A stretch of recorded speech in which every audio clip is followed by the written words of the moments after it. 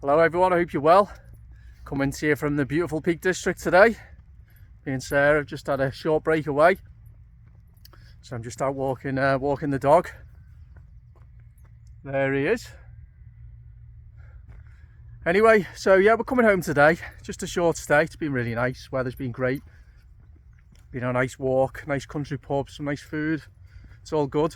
And we're just off to a place called, I don't know how you pronounce it, Eyam or Ayam, I'm not sure, let's call it Eyam, which is famous in the local area for its role during the Black Death, the plague in 1665.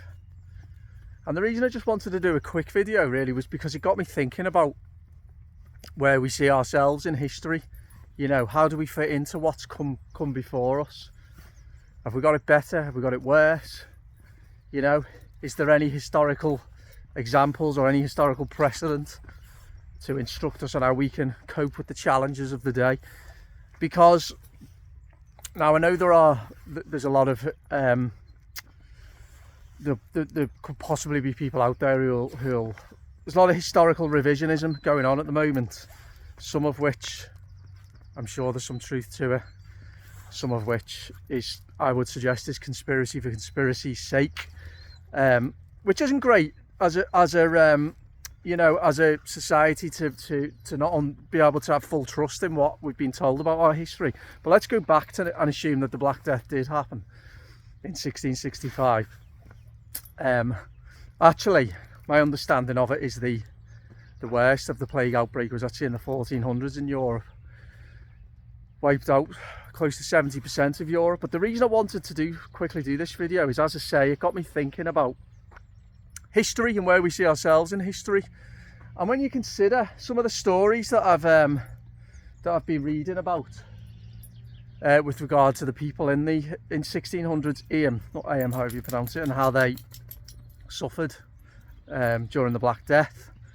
The village became famous because the village people quarantined themselves during an outbreak of the plague, which, as you probably know, was not guaranteed death if you got it, but as close to.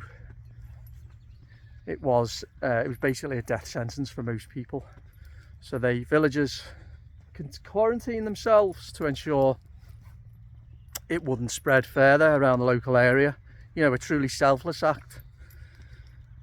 And you know, when you compare what those people in 17th century England dealt with, what Mother Nature threw at them, and the horrendous suffering and death that was wrought by the Black Death, by the Great Plague of 1665.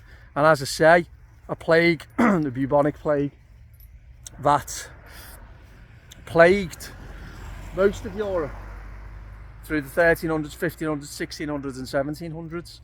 Now the stories here, there's monuments and there are landmarks. There's also a museum which I'm going to go to today, which tells stories about what went on. And one of them involved a woman, I think it's called the Riley Graves. And there's involved a woman whose husband and 6 children died, and she had to bury them all. I mean, just think about that. And again, the society that I talk a lot in my videos about our society and how weak it is. And when a challenge was thrown at us, how did we respond? Let me just change. Even though there's, as you well know, we have not been told the truth about this challenge or alleged challenge that we've been facing in the last few years. But take that out of it. How easy it was for people to be scared, to be manipulated, to be persuaded into engaging in the most absurd behaviours, selfish. How humanity was taken from many people, all because of a story that they were told by the media about a certain threat that was an alleged severe one. And when you think of what's gone before, Come on, Diamond. He's eating his lead. When you think of the war, the famine, the disease that previous generations just in this country have stoically faced up to and carried on regardless, and then you think about how our society,